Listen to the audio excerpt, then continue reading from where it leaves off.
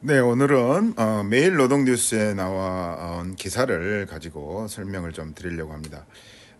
특히 최근에 이제 서부 지방법원에 그 폭도들이 난입한 원인이 이제 20대 남성들 이 주로 많았고, 이제 이 20대 남성들의 보수화 경향 또는 최근에 이제 내란 사태가 진행되면서 극우에 대한 지지층이 확산되는 이제 그 원인에 대해서 여러 가지 설명들이 있습니다만은, 오늘 그 매일 노동 뉴스에 나온 얘기들 중에는 이제 그런 설명 중에 한 가지 설명이 될 수 있지 않을까 싶어서 동영상을 제작해 봤습니다. 이 뉴스의 제목은 저학력 저소득층을 파고든 트럼프 정치, 한국에서도 통할까? 사실 굉장히 유사한 측면들이 많이 있죠. 물론 이제 차이점도 있겠습니다만은, 그래서 우리나라 그 어떤 그 정당 지지층의 이제 어떤 성향, 그래서 이런 것들을 이제 분석을 통해서 왜 보수화가 되고 있는지 이유를 한번 살펴볼 수 있는 기회가 되지 않을까 싶습니다. 그래서 주요 내용들을 가지고 설명을 좀 드려보면, 우선 이제 이런 그 포퓰리즘, 우파 포퓰리즘의 기세를 올리고 있는 이유에 대해서 토마 피케티도 자본과 이데올로기 같은 책을 통해서 자산이 많은 계층, 그러니까 이걸 이제 상인 우파라고 하는데, 이 사람들과 세계화의 이득을 누리는 고학력 엘리트들, 브라만 좌파라고 그게 표현이 되어 있죠. 이게 이제 불평등 문제의 해결을 외면하는 사이에 저학력, 저소득 계층이 국수주의적이고 포퓰리즘적인 우파의 선동에 포섭됐다, 이런 이제 진단을 한 바 있습니다. 그런데 한국의 상황은 과연 어떨지에 대해서 분석을 해봤고, 이 그림이 이제 하나 있는데, X축에는 이제 교육 수준을 표시하고, Y축에는 이제 경제적인 어떤 소득 수준이라든지 이런 것들을 표시해가지고 각 정당의 위치를 한번 표시를 해봤다 말이죠. 그래서 이 정당의 지지층 분포를 보면 더불어민주당은 경제계층의 평균 점수가 약 3.42 정도 되고, 교육 수준도 1.58로 역시 평균보다 약간 낮다. 그 다음에 이제 2021년하고 2024년을 비교해 보면 평균 학력은 조금 하향하고 경제계층의 위치는 미미하게 이제 조금 더 상향 이동한 것으로 나타났고, 국민의힘 같은 경우에는 평균 학력이 1.45고 고졸 이하의 비중이 55%로 나타나서 모든 정당 중에서 가장 많고, 또 경제적 계층에서도 3.25로 평균보다 상위 계층의 비중이 많다. 그래서 이제 지지층의 연령과도 이게 밀접한 관련이 있다. 그 다음에 2024년하고 21년하고 비교를 해보면 지지층의 학력은 낮아진 반면에 경제적 지위는 상위 계층 중으로 훨씬 더 많이 나아갔다. 요게 되겠죠. 그래서 국민의힘은 이사분면에서 저학력 고소득층 정당으로 평가해 볼 수가 있겠다, 이렇게 이제 표시를 해보는 거고요. 반면에 개혁신당하고 정의당 또 조국혁신당은 1사분면에 속하는 고학력 고소득층 정당이라고 볼 수가 있겠다. 여기 지금 이제 개혁신당, 조국혁신당, 정의당 이렇게 표시가 되어 있죠. 그래서 개혁신당은 소득 상위층 지지 비중이 가장 높은 정당이고, 정의당은 학력 수준이 가장 높은 정당이다.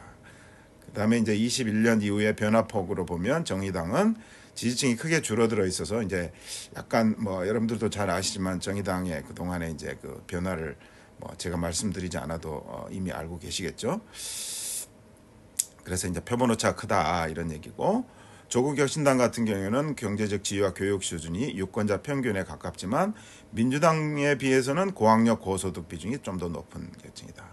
그다음에 진보당 같은 경우에는 개혁신당과 고학력 지지층을 동일하게 가지고 있지만 경제적 지위에서는 하위층이다. 그래서 상위층의 지지를 받는 개혁신당과는 굉장히 대조를 보이고 있다. 그래서 이제 이렇게 보면 이 지지층의 분포가 유권자의 연령이나 이념 성향과도 비슷한 그 밀접한 관계가 있다. 그래서 이제 그 표를 하나 이제 보시면 2024년 5월 기준으로 유권자의 평균 연령은 49.3세이고 이념 성향은 2.98이다. 이제 이렇게 표시가 돼 있죠.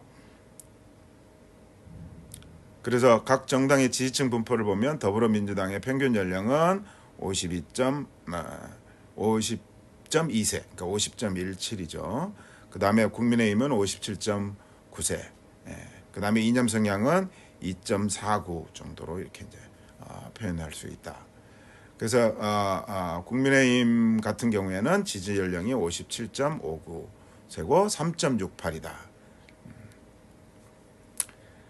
그 다음에 그래서 조국 혁신당을 보면 민주당과 거의 유사한 연령 이념 성향 분포를 보이고 있고, 진보당 같은 경우에는 가장 이제 1.79로 가장 진보적이다. 숫자가 낮으면 더 진보적인 거죠. 지지층 평균 연령도 54.5세 정도 된다. 개혁신당의 경우에는 이제 2024년도에 32.73세로 굉장히 낮고, 정의당은 31.15세로 더 낮죠. 정의당 같은 경우에는. 이제 그거를 이제 2021년도하고 비교해 보면 정의당 같은 경우는 굉장히 이제 그 지지층이 굉장히 이탈이 많이 되면서 젊은층 중심으로 이렇게 됐다는 얘기를 한번 알 수가 있겠고요. 근데 이제 이러한 그 어떤 그 차이에는 성별 차이가 있다.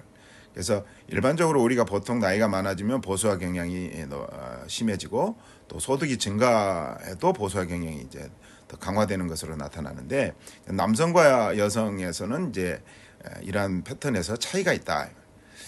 자, 그거를 이제 젊은 여성 같은 경우에는 평균보다 훨씬 더 진보적이고, 노인 여성은 평균보다 훨씬 더 보수적인 경향을 띠고 있다. 그래서 이 그림 2에서 보면 그런 경향들을 이제 우리가 확인해 볼 수가 있는 거죠.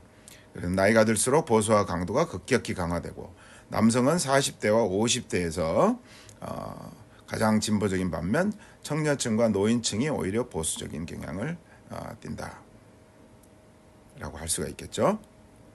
그래서 이 그림에서도 보면 남성과 여성의 이제 차이를 이렇게 해놨는데 확인해 볼 수가 있겠고요. 그 다음에 이제 청년 보수 이념의 진원지가 뭐냐? 이게 이제 바로 고소득 계층이라고 하는 거고, 제가 이제 이 뉴스에 주목한 이유도 여기에 있는데요. 그 다음에 이제 또 하나는 저소득 보수층이 여성 노년층에서 뚜렷하다는 거. 그래서 이러한 차이가 뭐냐? 그래서 이러한 차이에 대한 어떤 실마리, 성별, 연령, 경제적 계층을 한꺼번에 놓고 비교해 보면 좀 더 분명하게 알 수 있을 것이다. 기사가 얘기를 하고 있습니다.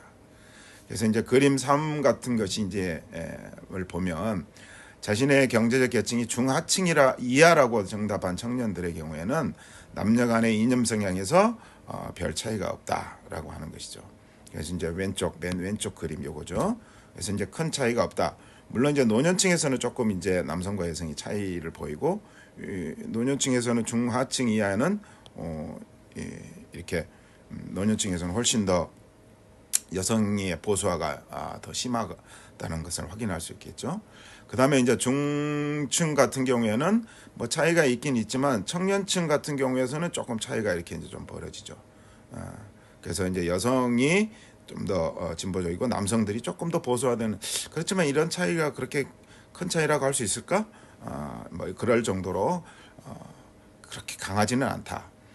근데 이제 문제는 요 중상층 이상에서의 문제는 거죠.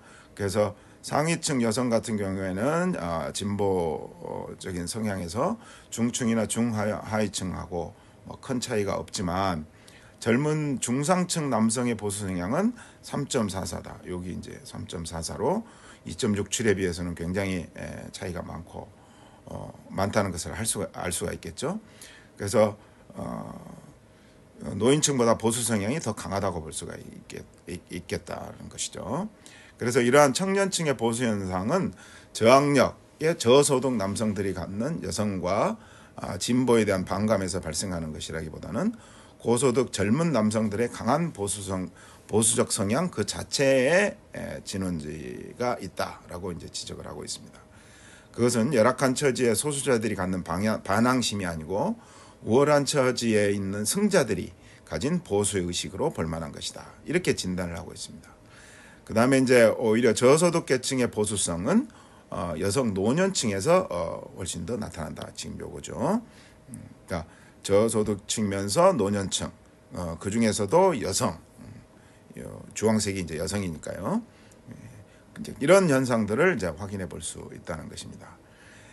이 매일 노동신문의 기사는 박영삼 고려대 노동문제연구소 노동데이터센터장의 이제 기사를 제가 간단하게 소개를 드렸습니다.